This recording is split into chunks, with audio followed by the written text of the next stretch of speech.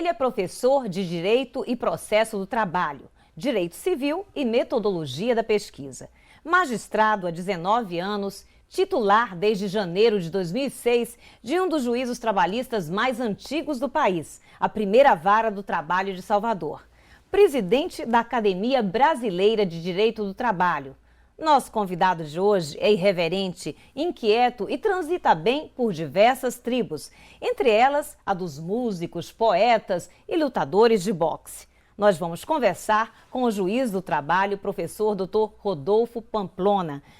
Doutor Rodolfo, que prazer tê-lo aqui no nosso programa Perfil Opinião. Dene, o prazer é todo meu. Eu adoro esse programa e foi um prazer, uma honra ser chamado para falar aqui com vocês. E eu fico assim também envaidecida com a sua presença, né?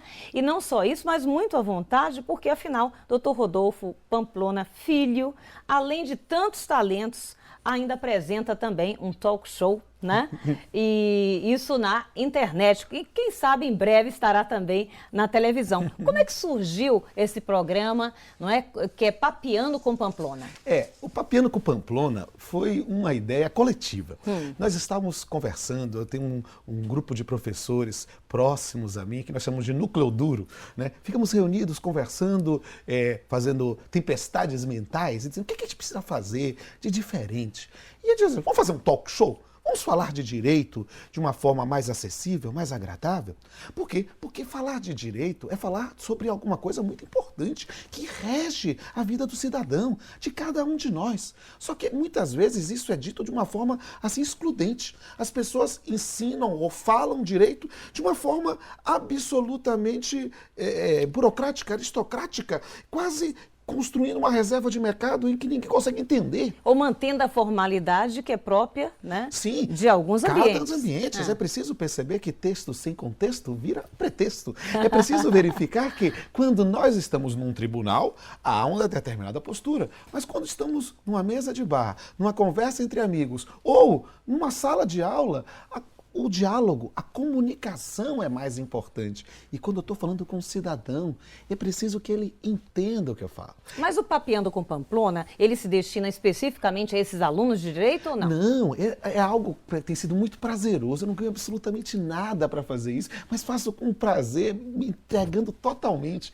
Por quê? Porque nós queremos discutir os temas mais polêmicos de todos os ramos do direito. Não há restrição, mas com juristas importantes, com autoridades no tempo, mas sempre mesclando o direito com a arte, o direito com a poesia, justamente para que o cidadão, o indivíduo que está me vendo, que não é formado em direito, consiga entender o que nós estamos falando. Vocês, inclusive, têm uma plateia que participa durante o programa. Sim, é algo livre, inclusive que se qualquer colega nosso, qualquer espectador que esteja aqui, dizendo, queira participar do Papeando com Pamplona, manda um e-mail aí para mim, rpamplonafilho@uol, eu boto vocês em contato com a produção e, na medida, claro, que tem um limite só do número de pessoas, você vai participar ao vivo, podendo perguntar, porque isso é importante. As pessoas têm que ter espaço, Dene, para poder falar e para serem ouvidas. Então, a ideia é, nós já entramos no ar com alguns programas, já falamos sobre união afetiva, já falamos sobre viver e morrer com dignidade, já falamos sobre novas formas de trabalho, já falamos sobre diversidade sexual, sobre assédio moral e já gravamos vários outros que vão entrar no ar pouco a pouco. Nós vamos ter sobre adoção, nós vamos ter sobre a influência da mídia no processo criminal, sobre o direito de greve, sobre vários temas e sempre com autoridades na área, mas falando em uma linguagem que as pessoas possam entender. Bem, então quem são esses convidados? Vamos citar algumas pessoas sim, claro. aqui. Já estão no ar com a professora Fernanda Barreto, sobre união afetiva, com o professor Luiz Edson Fachin, que é professor titular da Universidade Federal do Paraná, sobre viver e morrer com dignidade, temas, por exemplo, como eutanásia, testamento vital, com o professor Danilo Gaspar, que era advogado e hoje é juiz também, né, sobre novas formas de trabalho. Vimos também, já entrou no ar também, o quarto foi com a desembargadora ex-desembargadora, porque ela se aposentou e está como na advocacia, né, que é a professora Maria Berenice Dias, sobre diversidade sexual, e entrou no ar há pouco tempo o professor José Augusto Rodrigues Pinto, né, que é sobre assédio moral, que é um tema que foi objeto de um dos meus doutorados e que eu tenho assim um grande prazer em falar sobre isso. Inclusive escreveu um livro sobre esse assunto sim, também, já não é, foi doutor? publicado um livro sobre assédio moral também. Já gravamos, vou entrar no ar nos próximos meses, o programa entra no ar, falando para o cidadão, o programa entra no ar toda segunda, sexta-feira de cada mês. Ele é mensal, né? E é um programa leve, eu sou irreverente, mas muito sério. O que quer dizer com seriedade? Não se pode confundir seriedade com sisudez. Então, se eu estou programando para fazer um talk show que seja mensal, eu estou gravando os programas que vão entrar no ar mais para frente. Temos gravados, por exemplo, deve entrar no próximo mês, Adoção, né, que foi um programa lindo, lindo, porque foi um programa com o desembargador Salomão Rezedar e com o professor Salomão Rezedar, pai e filho. Né? E que é uma das coisas mais lindas que é isso, porque era adoção em teoria, prática e vivência. Porque o desembargador Salomão adotou uma criança. Então isso foi lindo para falar do pai adotivo, do irmão adotivo, falando também como jurista, numa linguagem própria. Gravamos também com o desembargador Carlos Henrique Bezerra Leite sobre direito de greve. Discutimos greve da polícia, greve de juízes, o direito de greve como direito fundamental. Isso mesmo antes da greve que houve. Mesmo antes da greve, foi quase uma profecia. Foi algo assim muito interessante. E com a plateia, que inclusive foi a primeira vez que fizemos com uma plateia interestadual, porque estávamos aproveitando um congresso da academia, abrimos. Então, tinha gente da Bahia, mas tinha gente do Rio de Janeiro, do Espírito Santo, do Mato Grosso, todo mundo sentado no chão, batendo papo, foi muito legal. E tem outra coisa muito interessante também, né, que é mesclar tudo isso com poesia. Sim. Né, com a arte em geral. A ideia é essa, porque a arte é um objeto de minhas pesquisas no pós-doutorado, com a ideia da interface do direito e a arte. A ideia do direito é porque a arte ela pode ser um grande aliado para a compreensão do direito, para o ensino do direito, para a internalização do direito. Quando nós pensamos no que é a arte, quantas pessoas, eu vejo isso, eu sou professor há 18 anos, quando eu vejo os meus alunos, às vezes no primeiro, no segundo, terceiro semestre, por que você fez direito? Muita gente fala de um filme, de uma novela, de um livro ou de um caso. Note muitas vezes como a situação cênica influencia. Eu disse, eu quero fazer justiça, eu quero ser advogado, eu quero ser juiz, eu quero ser delegado. Note como isso facilita para o indivíduo poder entender e se conscientizar. Não somente para aquele que vai trabalhar com direito, mas para cada cidadão. Por quê? Porque nós precisamos saber quais são os nossos direitos civis. Nós precisamos saber o que é que nós podemos fazer na condição de trabalhadores, na condição de empresários, na condição de servidores públicos, na condição de profissionais liberais. Nós vamos saber o que podemos fazer como pais, como filhos. É preciso compreender cada uma dessas coisas. E as pessoas precisam entender e não ficar nessa linguagem que é excludente. Mas, doutor Rodolfo, o que é que te motivou pessoalmente, né, a optar pela área de direito com tantos outros talentos dentro da área de arte também? Olha, na verdade, eu acho que as pessoas que têm a mania de sectarizar, de dizer, você só pode fazer dessa forma. Isso, um saudoso pensador baiano, Milton Santos, falava que era a ditadura do pensamento único. As pessoas ficam achando que só pode ser feito de determinada forma. Ou seja, se o indivíduo gosta de ler, então ele faz direito. Se o indivíduo gosta de matemática, então tem que fazer engenharia. Se o indivíduo gosta de biologia, vai fazer medicina. Calma, eu adoro matemática, eu adoro arte. E eu fiz direito porque eu gosto de direito, eu gosto de trabalhar com gente, eu gosto de trabalhar com cidadão. Isso teve uma influência de meu pai, que fez direito, se formou com 56 anos. Ele fez vestibular, eu fui na formatura de meu pai. Então, aquela coisa de trabalhar com isso, com as múltiplas opções do direito, foi algo que me encantou. Mas me encantava a música, me encantava a poesia. Eu escrevia poemas desde a infância, né? Eu tocava instrumentos musicais, eu gostava de compor, eu tinha minha banda de rock. Eu dizia, por que no mundo do direito eu tenho de reprimir isso? E de certa forma, Dani, falando assim, quase como uma terapia, né? De certa forma eu reprimi isso. Né? Nos primeiros momentos, eu fui juiz com 23 anos. Muito cedo então, mesmo, aquela muito coisa, jovem. quando a gente começa muito novo, a gente quer parecer mais velho, não é mesmo? Então, deixei a barba E quer crescer, demonstrar uma falar mais seriedade. grave, falar assim. E isso, a gente confundia seriedade com sisudez. E não é, você pode ser absolutamente sério no sentido de compromisso, sem precisar ter uma cara fechada. Sem precisar deixar de cumprimentar o cidadão que está lá e estender a mão. Mas Dizer, bom dia, dentro boa tarde. desta área, né, entre juízes, desembargadores, etc. e tal, em algum momento, né, você se sentiu o reprimido, o repreendido em função de deixar o cabelo crescer, de ter esse jeito mais despojado mesmo? Como é que é isso? Na verdade, acho que a maturidade ajuda a lidar com essas coisas. Entende? Eu digo, olha, se o indivíduo não gostar de mim, problema dele. Eu não vou deixar de mudar, não vou deixar de ser eu mesmo, porque o indivíduo não gosta. Né? Quando eu tinha 18 anos, querida, eu estudava no Colégio Antônio Vieira, né? E eu não sabia o que ia fazer, sabe? Eu não sabia se eu fazia direito, se eu fazia engenharia, se eu ia fazer composição e regência, ou se eu, sei lá, ia ter uma vida alternativa em Morro de São Paulo, né? Sei lá, aí eu não sabia o que fazer, eu fiz um poema. E aí eu com 18 anos, eu escrevi o seguinte, Dani. Um dia eu quis voar, mas eu não tinha asas de voo. Um dia eu quis amar, mas não sabia o que era o amor. Um dia eu quis matar, mas não sabia o que era a dor. Sou forçado e sou forçado a fazer o que não sei, o que não vi, que não há. Nenhuma vocação que não existe, nem nunca existirá. E quando achei minha verdadeira vocação, Dani, achei no dia que tive coragem de olhar na grande imensidão do nada, do fundo do espelho. E qual é minha verdadeira vocação? É ser eu mesmo, Dani. E quem é Rodolfo Pamplona Filho? Rodolfo Pamplona Filho é alguém apaixonado. Eu acho que eu não consigo ser morno. Ou eu sou absolutamente atirado, ou eu vou ser absolutamente frio. Por quê? Porque não dá para ser temperado o tempo todo. É preciso compreender que nós só temos uma oportunidade de viver. E é nesta vida que nós vamos viver aqui, nesse plano terrestre, nesse plano terreno, e nessa oportunidade eu não quero abrir mão da minha sede de viver. Eu não quero abrir mão de conhecer cada pessoa que eu possa ajudar. Eu não quero abrir mão de olhar um nos olhos do outro e dizer, o que é que eu posso lhe fazer? É aquela pessoa que chega assim e diz assim, bom dia, e espero que você me responda. Bom dia. Também. Bom dia. Não, eu quero coração, saber. Né? E eu quero saber, porque se você não tiver com bom dia, o que eu posso lhe ajudar? Entende? Acho que eu não devo me arrepender das minhas escolhas.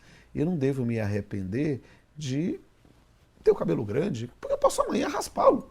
Né? Eu não tenho que ter medo de ser eu mesmo. Se o eu mesmo é esse cabelo, é esse jeito estranho.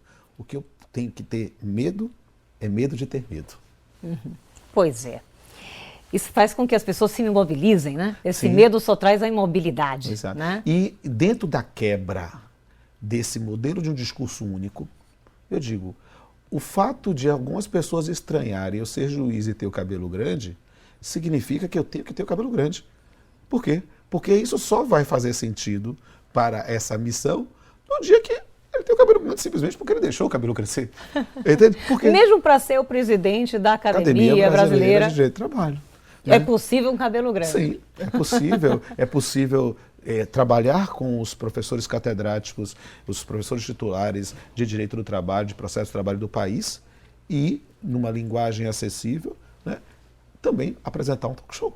Bem, e tudo isso eu também posso aqui acrescentar, né, que tudo isso se respalda na competência reconhecida, né, enquanto juiz, enquanto professor também, como eu citei aqui, e em várias outras áreas, como a gente viu. Mas para a gente terminar esse bloco, né, eu queria dizer o seguinte, que você construiu, de alguma forma, criou várias palestras cantadas. Sim. Né?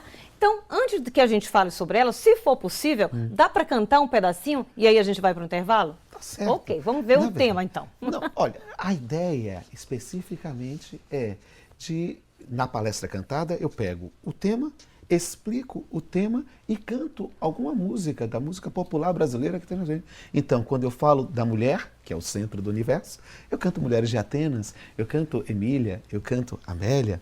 Quando eu falo do casamento, eu vou cantar Chico Buarque, é sensacional, eu canto Casamento com Burguês, né? E quando eu canto, por exemplo, dos temas mais polêmicos, homoafetividade, eu canto A Namorada, de Carlinhos Brown. Ou quando eu vou falar sobre poligamia, poliamorismo, eu canto uma pérola do cancioneiro brega, de Fernando Mendes. Eu tenho dois amores que nada são iguais, mas não tenho certeza de qual eu gosto mais. Eu tenho dois amores que nada são iguais, mas não tenho certeza de qual eu gosto mais.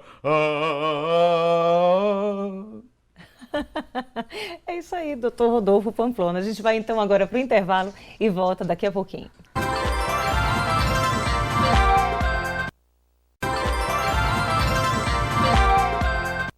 No programa de hoje, a gente está tendo aqui o prazer de receber Dr. Rodolfo Pamplona, jurista, poeta, que também tem um programa na internet que está fazendo um grande sucesso, com um grande acesso, né? Um número até grande, mas é ainda maior diante das pessoas que assistem, participam e tal, e que não estão lá contabilizadas também, que se chama Papeando com Pamplona.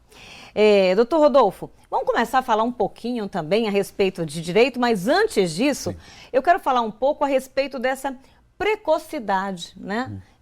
Você foi juiz com 23 anos de idade, né? Vamos falar então um pouquinho, eu não sei todas essas datas, mas mais ou menos, 23 anos era juiz do trabalho. Eu fui juiz com 23 anos, eu tinha 5 meses e 6 dias de formado, né? Eu fui professor com 24, lancei meu primeiro livro com 24, né? Com 25 eu tirei o mestrado, com 27 eu virei professor titular da Unifax, Universidade de Salvador, e com 28 eu tirei o doutorado, né? E aí, recentemente, eu resolvi fazer um segundo doutorado e o pós-doutorado, né? E tem sido, assim, uma coisa bem interessante, porque falo da precocidade, mas era precoce quando eu tinha 23, agora, perto de 42, eu sou apenas um coroa simpático. Bem, continua sendo precoce também, porque agora é também presidente da Academia Brasileira de Direito do Trabalho, verdade, né? Então, e eu acredito que seja uma das pessoas mais jovens, sim. assim. Quando ingressei, eu fui o acadêmico mais jovem, né? Hoje nós temos umas 2 ou 3 acadêmicos mais novos do que eu, mas todos os outros com uma idade bem superior. Vamos falar um pouco a respeito da academia, quais são os objetivos, o que é? A Academia Brasileira de Direito do Trabalho é o novo nome da chamada Academia Nacional de Direito do Trabalho. Ela mudou de nome de nacional para brasileira justamente para facilitar a sua internacionalização. Certo. Né? A academia ela foi fundada em 78 e ela reúne 100 juristas, 100 professores, advogados, juízes, representantes do Ministério Público, sindicalistas do Brasil, que tenham produzido no campo do direito e processo do trabalho, né? E essa academia ela tem por finalidade o estudo e a análise, a crítica, a colaboração do direito do trabalho, né? O primeiro presidente foi o ministro Arnaldo Susequinde, né, que faleceu há poucos anos, mas que foi um dos elaboradores da consolidação das leis do trabalho, da CLT. Foi ministro do Trabalho, foi ministro do TST, foi consultor da OIT e foi seguido por vários outros grandes professores, o professor Arion Sayão Romita, o professor Floriano Vaz da Silva, o professor Georgenor de Souza Franco Filho, a ministra Maria Cristina Peduzzi, que foi a primeira mulher, a primeira e única mulher a presidir a academia. E na Bahia, o único baiano foi o professor José Augusto Rodrigues Pinto, que eu entrevistei no Papeando com Pamplona, no alto dos seus 84 anos, que está lúcido, ativo, firme, sabe? Produtivo, fantástico. E que, aliás, foi uma inspiração também para a sua carreira, né? Sim, sem dúvida. Foi meu professor na graduação. Eu tenho quase como uma referência paterna mesmo. Eu tive grandes professores que me influenciaram. E eu trato meus alunos como se fossem meus filhos. Sabe? Eu tenho essa coisa paterna. Eu fico brincando que eu sou uma galinha velha que boto todo mundo em volta de mim. Eu quero tomar conta de todo mundo, para proteger, embaixo da asa. Mas por quê? Porque eu tive grandes professores, né? O Rodrigues Pinto é o único que ainda está vivo, né? E que está firme e forte, mas o professor Antônio Carlos de Oliveira, o professor Calmon de Passos, pessoas que me ensinaram tudo que eu sei, todo pouco que eu sei, aprendi com essas pessoas. E que sempre pessoas. colocaram o coração, Sim, né, sempre dentro da área de direito, se entregaram completamente. Essa é a ideia. E a academia, voltando a ela, a academia ela pretende ser um interlocutor e um sujeito ativo na discussão sobre o direito do trabalho, sobre o futuro do direito do trabalho, o futuro do processo do trabalho, o futuro do direito sindical. É preciso compreender que a academia não pode se restringir ao ambiente universitário. Não, ela tem que estar no Congresso Nacional, ela tem que estar junto com o Poder Executivo, ela tem que estar junto com os interlocutores sociais, com os partidos políticos, com os sindicatos, com as centrais sindicais. Por quê? Porque nós estamos trabalhando literalmente com a fonte de subsistência dos trabalhadores e estamos trabalhando com a mola mestra do sistema capitalista, que é o dinheiro, que é a empresa, que é a atividade. É preciso compreender como lidar com isso e como aperfeiçoar esse sistema. Por quê? Porque uma das coisas que mais me apaixonou no direito do trabalho é que o direito do trabalho ele foi um dos primeiros campos do direito em que o conceito de dignidade do ser humano foi elevado a graus extremos. Ou seja, se hoje, eu sou professor de direito civil, se hoje o novo direito civil tem esse enfoque, o direito do trabalho é desde a sua origem.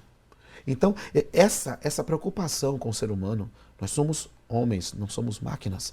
Esta preocupação com a dignidade, essa preocupação com a integridade física, psicológica, é algo que deve ser levado em consideração. Mas num ambiente efetivamente produtivo, num ambiente que reverta para o bem de todos. Então, ter a discussão sobre isso é importantíssimo. Nós temos professores de todo o país, nós temos ministros, nós temos juízes que atuam, que são os grandes interlocutores, os grandes protagonistas do direito do trabalho hoje. Então, ter e estar à frente desta confraria, desse soldadismo, é uma honra enorme. Agora, a importância, por exemplo, desta academia, né, se internacionalizar. Vamos falar um pouco sobre isso. Sim, por quê? Porque, perceba, há cerca de 10, 20 anos, nós repetimos um bordão da globalização. E a verdade é que as fronteiras estão cada vez mais tênues. Nós mantemos contato com sociedades equivalentes à academia em todo o mundo. Em setembro será realizado o Congresso Mundial em Dublin, né? Em junho, um outro congresso na Coreia. É preciso compreender que alguns temas que as pessoas ficam achando que é só uma discussão brasileira, são, na verdade, discussões mundiais. Problemas como o assédio moral, problemas como a terceirização, nos seus pontos positivos e nos seus pontos maléficos, né? Problemas de umas doenças ocupacionais. Eu fico brincando com os meus alunos, desse meu jeito assim reverente, atirado, dizendo, olha, quando eu fiz o concurso para juiz em 95, o meu concurso devia ser muito mais fácil do que é hoje, porque eu só tinha que estudar direito. Porque os meus alunos têm que estudar medicina. Porque eles têm de saber o que é tendinite, tenossinovite, síndrome de túnel do carpo, distúrbio do manguito rotator. O que é isso? Que linguagem é essa? São linguagens de doenças ocupacionais que nós estamos vendo os nossos trabalhadores se acabando. E nesse ponto precisa compreender como é que lidar com isso, como é que combate isso, como é que preservamos o ser humano. E nessa linha nós discutimos isso não somente no plano interno. A Sociedade Internacional de Direito Social, né? A gente vai trabalhar com a Sociedade Internacional de Direito Previdenciário e Direito do Trabalho e também com o ILERA, que é o Instituto Norte-Americano, né, do Labor Law, que trabalha isso. A gente precisa compreender que nós não somos uma ilha, definitivamente não somos. Agora, nós, comparando o direito de diversos países e tal, em que situação está o Brasil hoje? Nós temos legislações muito mais avançadas no mundo? Olha, o direito do trabalho brasileiro é um direito extremamente esquisito. Me permita, nessa minha reverência, falar. Mesmo com 70 anos da CLT. Sim, ele é esquisito porque ele trabalha, e talvez por uma opção legislativa, por uma influência, com problemas errados. Né? Nós trabalhamos cada vez mais no campo do direito do trabalho com dinheiro, em vez de trabalhar com direitos. Trabalhamos com pecúnia, em vez de pensar na saúde. Ou seja, o indivíduo, em vez de pensar em combater as condições insalubres e periculosas, está mais interessado em receber o adicional de salubridade e de periculosidade. Em vez de a gente proibir hora extra, para que o indivíduo possa ter a sua integridade física, ele está pensando só no adicional, como se o adicional reprimisse. Porque se o indivíduo pagar ou não pagar, ele vai exigir da mesma forma. É preciso compreender que nós estamos tratando com seres humanos. E o sistema brasileiro é muito estranho, por quê? Porque é caro contratar, é caro manter e é barato despedir. Aí o cara diz, é barato despedir, não tem que pagar 40% da FGTS? Sim, se não pagar, não despede da mesma forma, não fica o indivíduo batendo as portas do seu trabalho, tentando receber, às vezes, por anos, e a Justiça do Trabalho lutando para tentar efetivar a prestação jurisdicional, tentar garantir o direito, só que dinheiro não dá em árvore. Inclusive saiu uma matéria na revista Economist, né? Uma revista inglesa, Sim. que faz severas críticas, né, a também o direito do trabalho aqui no Brasil. Sim, né? mas é preciso compreender que as pessoas usavam num bordão, nos anos 90 em especial, num período que politicamente de neoliberalismo no Brasil, a gente precisa entender que aquele modelo que propugnava por flexibilização o tempo todo é o que passou. Por quê? Porque é flexível demais. Ao contrário, nós precisamos precisar de enrijecimento. Mas enrijecimento não para se tornar custoso, enrijecimento para proteger. Proteger o trabalhador que tem ali o seu posto de trabalho. Proteger também a empresa que tem um patrimônio que precisa ser levado em consideração. Mas é preciso verificar nessa situação que eu não posso ter esse sistema hoje que o empregador simplesmente despede o empregado porque não vai com a cara dele. Ora, ele precisa ter motivos objetivos, técnicos, disciplinares, alguma coisa econômica, parâmetros. Hoje não. Nós temos um sistema que flexibiliza isso, o que deveria ser o aspecto mais rígido. O que é para flexibilizar é para contratar.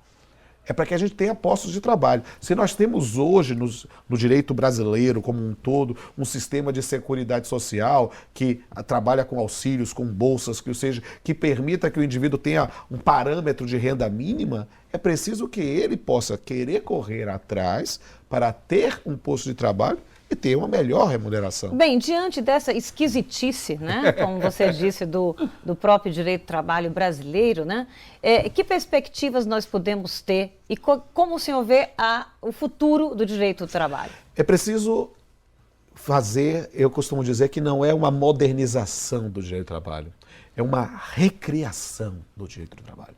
É preciso entender que o nosso parâmetro deve ser no ser humano. É nessa proteção ao ser humano. O novo direito do trabalho, quando eu comecei como juiz em 95, a meu dia a dia das pautas do direito do trabalho era discutir horas extras, parcelas acessórias, FGTS. Hoje nós discutimos reparações por danos morais, nós discutimos situações de denúncia de assédio moral, nós discutimos questões que são relevantíssimas. E aí a pergunta, isso não acontecia antes? Acontecia. Só que hoje as pessoas não têm medo de ir para o Poder Judiciário. As pessoas não têm medo de dizer, eu não aceito isso. Algumas questões que, quando eu comecei a falar sobre assédio moral aqui no Brasil, no início desse século, né, algumas questões diziam assim, olha, esses temas parecem frescura. Ora, isso aqui é o roçar das asas de uma borboleta. Eu digo, não. As pessoas hoje vão ao Poder Judiciário não por uma litigiosidade ou por uma indústria do dano moral ou simplesmente para ganhar um agradinho. Não, porque elas não aceitam mais de forma passiva a exploração além dos limites aceitáveis no capitalismo. E por falar, por exemplo, em exploração, uma outra questão, né, que os trabalhadores se debruçam muito e tal, em relação à carga horária, né, de trabalho. Sim. Como é que o senhor vê isso? É preciso entender que a grande preocupação é com a rigidez física do trabalhador. Ou seja, a né? saúde. A saúde. Então, nesse ponto, ora, termos limitações de horas extraordinárias é uma tendência. Nós vemos isso, o direito brasileiro é profundamente inspirado no direito europeu continental. Ora, o que se vê na Europa continental são movimentos para quê? Para a redução do número de horas diárias e semanais. É preciso perceber essa linha. Isso é um sinal. Mas note, é um sinal que deve se buscar a redução da carga horária, mas redução efetiva. Não é para pensar na redução para que depois o indivíduo continue trabalhando aquele mesmo horário, né, que trabalhava antes, para ficar querendo discutir se vai ter hora extra ou não. É para terminar o horário e ir para casa. E cuidar da sua integridade física, do relacionamento social. Nós temos que cuidar das nossas famílias, nós temos que cuidar da nossa integração como um todo. E é claro, pensando não em penduricalhos da folha de pagamento, mas em salários dignos. Sabe? Quantas vezes um determinado, e aí, falando do outro lado da moeda, quantas vezes um empregador pretende colocar um benefício para os trabalhadores seus, e aí ele fica assim, pensando, eu não sei, porque isso aqui vai virar salário indireto, isso aqui vai depois se converter, e eu não vou poder suprimir se eu tiver uma situação. Note que nós temos um determinado sistema que não legitima ou não valoriza a melhora, mas sim incorpora tudo como se fosse salário, e isso não faz sentido. Porque nós temos que pensar no trabalhador, no hoje e no futuro. Sim, e pensando no trabalhador, no hoje e no futuro, como é que fica o legislador brasileiro? Ele é corajoso?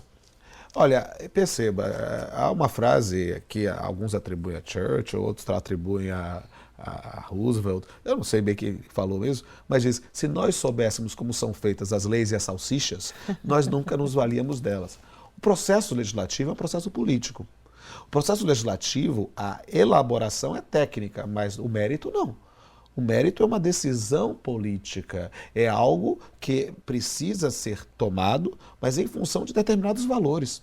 O papel da academia, o papel de toda congregação de pessoas que pensam direito de trabalho é abrir os olhos do legislador nesse processo. Dizer, olha, vocês podem fazer isso, a opção é dos senhores, os senhores que vão votar. Nós estamos aqui pelos mecanismos, pelos interlocutores sociais, nós vamos pressionar para fazer isso. Mas, tecnicamente, essa não é a melhor solução, comparado com a Espanha, comparado com Portugal, comparado com a França. Termos essa abertura de informação é importantíssimo. Por quê? Porque há muita boa-fé. No processo legislativo, o indivíduo vota de determinado, achando que está fazendo melhor, mas não tem alguém para abrir os olhos. É papel da academia abrir os olhos. É papel da academia dizer, olha, numa linguagem irreverente, saia do armário e saiba o que você está fazendo. Mostre quem você é verdadeiramente, mostre quais são os interesses que você está defendendo. E aí sim, responda ao seu eleitorado. Agora, fazer uma coisa e vender outra é algo que não se pode fazer. Então é preciso abrir os olhos. O legislador, ele exerce um papel importantíssimo. É um papel básico do sistema democrático. Mas ao fazer isso, é preciso que todos aqueles que vivem, que respiram o direito do trabalho, alerte para ele, olha, ao fazer isso, você pode ter essas consequências. Pois o judiciário tem sido muito mais corajoso nesse sentido? Eu sou um fã do judiciário, né? Atuo como juiz desde os 23 anos, entrei como servidor público, concursado com 19, né? Eu respiro a justiça do trabalho, né? Eu respiro o poder judiciário. E embora suspeito, tenho que dizer que o poder judiciário exerce um papel relevantíssimo. Muitas vezes é na demora, na ausência do poder legislativo, o judiciário passa na frente e decide. Isso em qualquer ramo do direito, não é só no direito do trabalho também, né? Em várias questões, em função de demandas sociais, o Poder Judiciário tem atuado, e o STF em especial. Vamos dar alguns exemplos? Podemos. Posso pensar no campo do direito civil, por exemplo, a questão da união civil de homossexuais, a união homoafetiva, né? Sem previsão legal específica, o Supremo Tribunal Federal mandou aplicar à união homoafetiva as mesmas regras da união estável. O CNJ mandou e autorizou o casamento. Ou seja, uma norma de natureza administrativa fez algo que, em tese, era para ser feito pelo legislador, né? O próprio Supremo Tribunal Federal, mudando de assunto, pegando uma trabalhista mais ligando à área do serviço público, em uma mudança da sua jurisprudência, né, em sede de um mandato de injunção, eles mandou dizer para a greve do servidor público, olha, enquanto não tem lei, a greve não é ilegal, a greve não é alegal, aplica-se as regras da iniciativa privada. Por quê? Porque era um fato. Era um fato, não poderia ficar nesse discurso aristocrático anterior de dizer, enquanto não tem lei, não pode fazer. Não pode, é um fato, as pessoas vão para as ruas, é preciso verificar isso, que nós temos que ter, nessa perspectiva, um papel também de observatório. Por quê? Porque as coisas acontecem, a realidade muda, e o direito, que tradicionalmente é o último vagão do trem da história, né, precisa ir à frente. E, tradicionalmente, a visão conservadora do judiciário era dizer, se o direito é o último vagão do trem da história, o poder judiciário é a última cadeira desse vagão. Alto lá. Isto mudou. Isto mudou. A ideia da atuação do magistrado de uma maneira muito mais proativa, atuando na comunidade, verificando, olhando o cidadão no olho, colocando-se à disposição para poder colaborar, é uma realidade inafastável. Nós precisamos compreender que o Poder Judiciário não vai se calar e vai atuar. Ok. A gente vai então agora para o intervalo, mas a gente volta falando a respeito deste livro aqui, mais especificamente sobre esse tema, assédio moral laboral. Só para começar o terceiro bloco. Daqui a pouquinho a gente volta.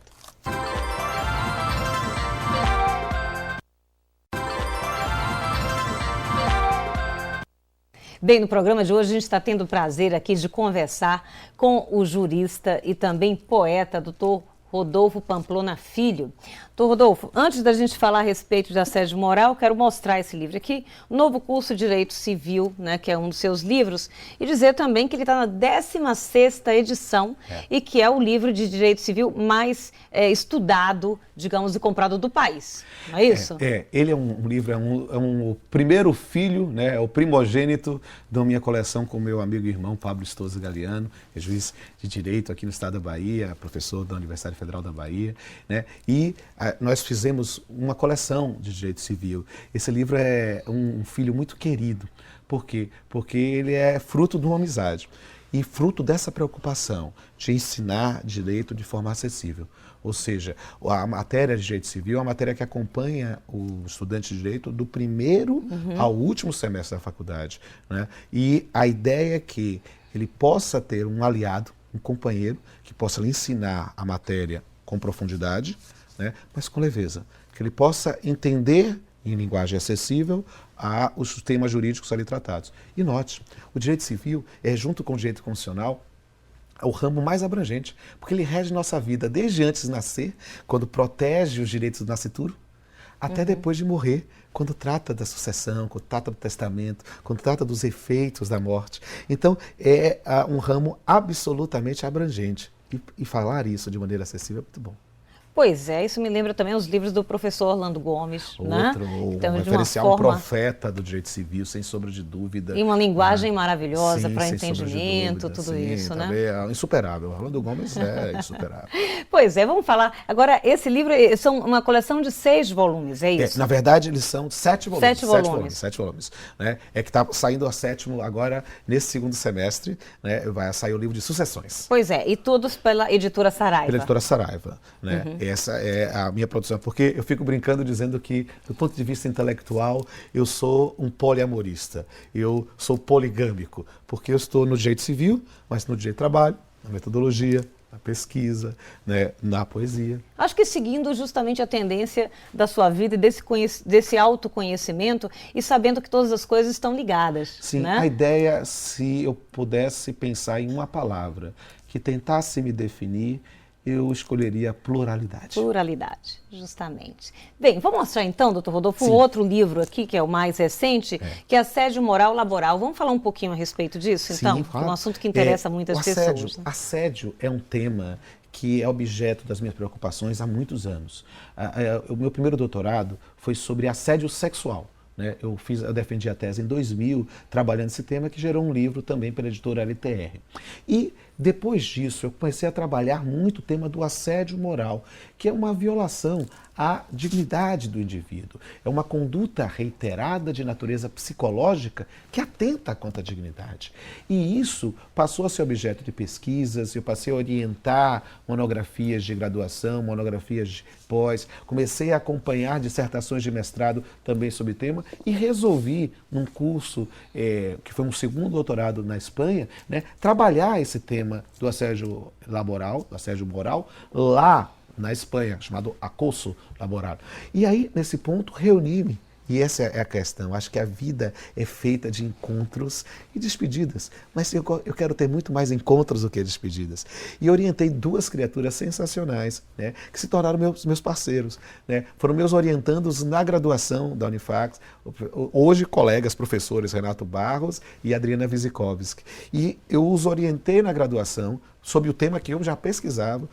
Eles fizeram seus trabalhos. Renato aprofundou esse trabalho, inclusive no mestrado. A Adriana aprofundou na especialização e depois seguiu no mestrado numa outra linha e disse, agora é o momento de dar a cara a tapa. Vamos juntar as nossas pesquisas e produzimos esse livro, né? Que eu estou muito satisfeito porque ele praticamente está esgotando. E o que traz assim de novidade que as pessoas precisam saber a respeito do assédio moral? O que é preciso compreender sobre o assédio moral? Na verdade, o diagnóstico do assédio moral é fundamental. Por quê? Porque como nós não temos uma lei no Brasil que discipline o assédio moral, que diga o que é assédio moral, cabe à doutrina, né, e aos próprios tribunais, a chamada jurisprudência, definir o que é o assédio moral. Então, nós definimos como uma conduta de natureza psicológica que atenta à dignidade psíquica do indivíduo. E isso pode ser de diversas formas, desde a posição de apelidos jocosos, desde a noção própria da exigência de metas abusivas, né? Há várias questões que têm sido trabalhadas. Note que os indivíduos pensam que, em função da relação de emprego, em função do direito de propriedade que fundamenta a relação de emprego, possam fazer com o empregado como se fosse uma massa de manobra. E isso é inaceitável. Então, essa compreensão desse lidar, né, é algo que precisa ser feito. Agora, o assédio moral não é um problema exclusivamente trabalhista. É preciso entender que ele talvez na área trabalhista, pela subordinação jurídica, pela necessidade do posto de trabalho em relação ao trabalhador, ao empregado, isso ganhe contornos mais dramáticos. Mas o fato é que o assédio moral é apenas um gênero no qual nós vamos falar, por exemplo, do bullying, né, o bullying, né, no campo educacional. Né? Note, nas relações humanas, a exclusão que se faz. Por quê? Porque o assédio moral, o bullying, o terrorismo psicológico, o mobbing, todas as modalidades que podemos tratar disso, são, na verdade, condutas excludentes. Ou seja, o indivíduo é excluído porque ele é diferente. O indivíduo é excluído porque ele não é da panelinha. O indivíduo é excluído porque ele não é produtivo o suficiente para ficar na minha equipe. Então, nós acabamos perceber que devemos sentir a dor do outro para compreender bem o tema do assédio. E essa é uma das maiores dores que eu acho que o ser humano pode passar, que é justamente a da exclusão. Sim, né? O indivíduo não se sentir pertencente, sabe? E isso é terrível, porque muitas vezes isso é praticado por quem esqueceu qual é o sentido de ser gente. Pois é. Eu vou aproveitar e vou mostrar mais 2 livros aqui, doutor Rodolfo. Metodologia da Pesquisa em Direito, também. Que tem uma... Esse é um livro também muito querido, porque na verdade é uma obra coletiva, que coordenei junto com o professor Nelson Cerqueira e o professor Gilson Alves Santana Júnior, né, que foi... Nelson é meu parceiro lá na disciplina de metodologia da pesquisa no programa de pós-graduação em Direito da UFBA, né? E é ótimo porque ele não é formado em Direito, a formação dele é literatura, e isso gera um debate interessantíssimo do ponto de vista filosófico. Então, nós fazemos os nossos alunos a produzir. E isso é algo importante digamos assim, da contemporaneidade. É uma frase do jornalismo norte-americano que eu gosto muito, publish or perish. Publique ou pereça. E isso faz sentido, você tem que dar a cara a tapa. Se você está pesquisando, se você está refletindo, escreva, publique. Hoje você tem muito mais acesso do passado. E esse livro foi muito interessante porque ele foi o primeiro de uma coletânea de 5 livros, né, só com trabalhos, e depois mais 2 livros. Quantos livros são ao longo desses anos? Eu tenho 54 livros hoje. 54 livros. Estou hoje no prelo com mais 6. Espero até o final do ano. Maravilha. Eu vou mostrar esse aqui também. Tem um título interessante, Direito no Ano que Passou, Reflexões Acadêmicas e Políticas. Isso aqui foi uma ideia fazer uma homenagem, porque ele estará, inclusive, no Papeando com Pamplona, o professor Edivaldo Boaventura, uma grande referência, pai do meu irmão Daniel, e o professor Edivaldo disse: Pamplona, você escreve prefácio, discurso, orelha, apresentação de tantos trabalhos, né, artigos em jornais, por que você não reúne isso? Aí eu achei interessante. Aí em 2000 eu lancei o primeiro. E aí todo ano, como eu começo a fazer discursos, pronunciamentos, aí eu digo, vou reunir isso aqui. Aí já são 10 volumes, né, e sempre trazendo a ideia do direito no ano que passou. Pois é, falando a respeito de coisas novas, e você citou também a palavra e contemporaneidade e tal, eu fiquei aqui pensando sobre essas novas formas de trabalho e as repercussões no direito. Sim, esse foi objeto, inclusive, de um Papeando com Pamplona específico, com o professor baiano Danilo Gaspar. Nós trabalhamos ali justamente essa questão de novos modelos, porque o empregado hoje não é somente daquela concepção tradicional do chão de fábrica, daquele indivíduo da indústria. Não, nós temos várias formas de trabalho, muitas delas sem uma disciplina legal minudente, mais específica. Quando a gente fala do teletrabalho, note, qual é hoje a maior fonte de primeiro emprego hoje? É o telemarketing. E muitas vezes nós temos lá a paciência de querer resolver um problema com a operadora de celular e somos atendidos por uma pessoa com sotaque diferenciado. Por quê? Porque essa pessoa não está mais aqui. Note como esse problema, e é isso a importância da academia, como esse não é um problema só brasileiro. Né? Note que nos países de língua inglesa, né, o indivíduo está lá nos Estados Unidos, vai resolver um determinado problema, é atendido pela Índia. Taiwan. Por quê? Porque a ideia do idioma único, e isso é preciso compreender como é que nós resolvemos essas questões, né? E como é que eu disciplino isso? Fusos horários, trabalhos, a questão é preciso ter uma disciplina que abranja tudo isso. Mas não somente o teletrabalho, não somente o trabalho à distância. Há modalidades de novas formas de contratação. A gente fica brincando dizendo que depois do Fordismo, do Toyotismo, tem o Peugeotismo. Mas não é de Peugeot, é de PJ, de pessoa jurídica. Por quê? Porque uma ideia de diminuição de custos, né? Exige-se que trabalhadores que seriam empregados constituam pessoas jurídicas. Se há uma autonomia, tudo bem. Mas quando isso é feito para fraudar? Ou a questão das cooperativas de trabalho, por exemplo. As cooperativas são formas que devem ser estimuladas, formas alternativas de trabalho e renda, mas as cooperativas de verdade, em que os trabalhadores se reúnem para eliminar o intermediário, a figura do empregador, negociando. Não fraude operativas, gato operativas, laranja operativas. Porque o indivíduo muda de trabalho para fazer exatamente a mesma coisa, simplesmente mudando o revestimento. Isso é fraude. E é preciso compreender, porque aí o justo paga pelo pecador. Muitas vezes, na anestesia da capacidade de se indignar, o indivíduo já trata tudo na tábua rasa. Isso é complicado. É preciso compreender que existem, sim, novas formas de trabalho que precisam ser trabalhadas, que precisam ser disciplinadas, que precisam ser respeitadas, mas separando o joio do trigo. Com certeza. Doutor Rodolfo, vamos falar um pouquinho, já que a gente mostrou também sobre aqui esses livros a respeito de direito civil e tal, a respeito também de alguns temas. É claro que aqui a gente está dando algumas pinceladas, né? Por causa do tempo, acho que valeria a pena a gente pegar só um tema desse e falar só um programa inteiro. Com certeza no futuro nós faremos, né? Por exemplo, você citou também a respeito das uniões homoafetivas, né? Que é uma outra questão que ainda não tem uma legislação. Exato. Né? Esse é um tema que eu costumo dizer numa frase clássica, é a revolta dos fatos contra os códigos. Por quê? Porque no direito positivo, entenda-se direito positivo, tecla SAP automática, isso é importante, né? No direito que está escrito, nós não temos uma lei que discipline isso. E aí o que aconteceu? Mas as uniões homoafetivas existem, de fato. Ora, se existem de fato, eles vão ser cidadãos de segunda classe? Não. Eles precisam ter seus direitos civis respeitados e um dos direitos civis é poder constituir uma relação afetiva, poder incluir seus amados como dependentes de imposto de renda, para plano de saúde e para discutir também numa eventual dissolução alimentos, porque os fundamentos não são um único modelo. Não há um único modelo. E o que acontece? O legislador, por os motivos que cada um possa examinar sua consciência, diz, não vou disciplinar isso, não quis disciplinar. Os fatos ocorrem. O que aconteceu? O Poder Judiciário respondeu. Começou a decidir reconhecer isso em primeiro grau, né? Juízes monocráticos, juízes isolados. Os tribunais começaram a respaldar isso. Chegou no Supremo, o Supremo disse, olha, aplica-se a mesma disciplina da união estável. Essa que está prevista, a união estável entre homem e mulher, lá na Constituição, vai ser aplicado também.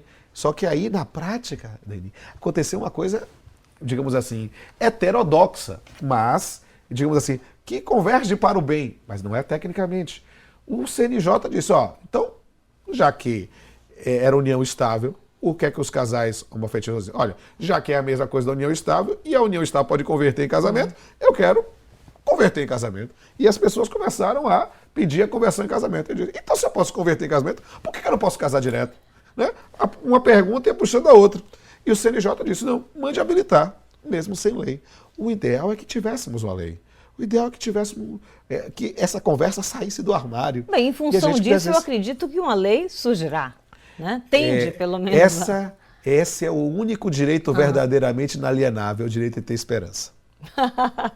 Bem, tem uma outra questão aqui que eu acho bastante interessante, que é o dano moral por abandono afetivo. Né? O que é isso exatamente? Outro tema fantástico, sabe? Um tema fantástico, está na ordem do dia, realmente. Por quê? Porque o que é que acontece? Nós sempre pensamos, o nosso direito civil tradicional era um direito extremamente patrimonializado. Eu costumo repetir uma frase da professora Judite Martins Costa e do professor Gerson Castelo Branco, lá do Rio Grande do Sul, né? Dizer que o Código Civil 16, o nosso Código Civil anterior, só se preocupava com 5 homens, com 5 personagens, que eram o pai de família, o contratante, o proprietário, o possuidor e o testador. Se você não se enquadrasse em nenhum desses perfis, que queime no mármore do inferno. Era isso. Qualquer coisa que não fosse isso, estava respaldado. No Código Civil 16, uma mulher poderia passar a vida toda sem adquirir a capacidade plena. O Código era 16, só mudou nos anos 70 com o Estatuto da Mulher Casada. Nos anos 60, com o Estatuto da Mulher Casada. É preciso verificar que a mulher saía do jugo do pai para o jugo do marido. Se cometesse a insanidade de casar entre os 21, né? O que era muito comum. Ora, perceba, esse código, que só se preocupava com esses personagens e com o patrimônio, mudou. O Código de 2002, né, que é o nosso código vigente, ele passou a ser iluminado pela Constituição de 88 com essa preocupação de dignidade, com essa preocupação de proteção não somente do patrimônio, não somente do que tem, mas principalmente do que é. E aí, onde é que entra o abandono afetivo nessa história? A ideia é muito simples. Ora, não é só dar assistência. Pai não é só aquele que gera, é também e principalmente aquele que cria. E é dever dele criar, é dever dele ter uma paternidade responsável. E nesse ponto, o que é que acontecia dele? Ele cumpria toda a parte do acordo de alimentos, né, numa antiga separação judicial, hoje no divórcio, e achava que não podia, não estava presente, não ia no batizado, na primeira comunhão, no primeiro jogo de futebol, na formatura, não estava presente. Essa ideia da ausência de amor, né? Amar é facultativo, cuidar, estar presente é obrigação. E o Superior Tribunal de Justiça recentemente decidiu nessa linha, num voto belíssimo da ministra Fátima Nancy Andrighi, dizendo nesse sentido que não basta só dar o dinheiro, é preciso dar a atenção. E nesse caso, não estando presente, você pode ser condenado a reparar danos morais. É preciso participar, né? Como já dizia a propaganda. É Bem, isso aí. para a gente terminar esse programa, Certo. vamos terminar então com poesia. Poesia. Amor de pai. Até casa com o assunto que a gente estava falando antes. É verdade. Olha, esse livro tem o nome de um poema que fiz para meu filho, né? Que quando eu estava estudando fora do país, eu estava com muita saudade dele, muita saudade. E aí eu escrevi sobre essa saudade. Deixa eu puxar aqui o livro, eu vou recitá-lo. Ok, então aqui. A gente termina assim o programa, né? Com essa poesia. E aqui eu dedico a minha Marina e a meu Rodolfinho, meu pequeno, meu príncipe. Quando eu soube que você viria, sensação diferente foi a minha. A alegria de receber alguém que não conhecia, mas conheceria como ninguém mais poderia. As primeiras noites mal dormidas, cólicas, febres e recusa à comida, fraldas, chupetas e mamadeira, cuidar disso não foi brincadeira. Confesso que senti ciúme do seio, pois eu queria estar naquele meio, de trocar sentimentos sem sequer falar, tocar o coração sem mais nada precisar. Ler histórias para dormir no maior breu, colocar nos ombros para ver como cresceu, ver um sorriso que ilumina um ambiente e uma risada que alegra toda a gente. Assistir o mesmo filme 50 vezes, explicar a mesma coisa por meses, cantar a mesma canção para acalmar, replays de cenas no aprendizado de amar, ver aquele pingo de gente crescer, descobrir novo ser, sendo antigo esquecer, reencontrar alguém que o conhece desde que nasceu e que não aceita mais todo o conselho seu. Eu não faço isso por mal, mas para poupar, sofrer da mesma forma que eu ao sonhar, só que esqueço que filhos também têm o direito de tentar cometer novos erros, os mesmos para o meu frustrar. Mas mesmo assim, quando a saudade aperta, ainda que a volta ao lar seja incerta, eu quero dizer que os pais nunca ficam sós, se for possível ouvir de longe a sua voz. A minha torcida pela sua vitória é a construção conjunta de uma história. A minha alegria pela sua felicidade, amor de pai, amor de pai, amor de pai não tem idade. Doutor Rodolfo, grata por essa entrevista, né? Prazer, e por essa paixão que coloca em tudo que faz. Amém. Grata. O prazer foi todo meu. A gente está encerrando aqui mais um Perfil Opinião e a gente volta semana que vem, se Deus quiser. Até lá.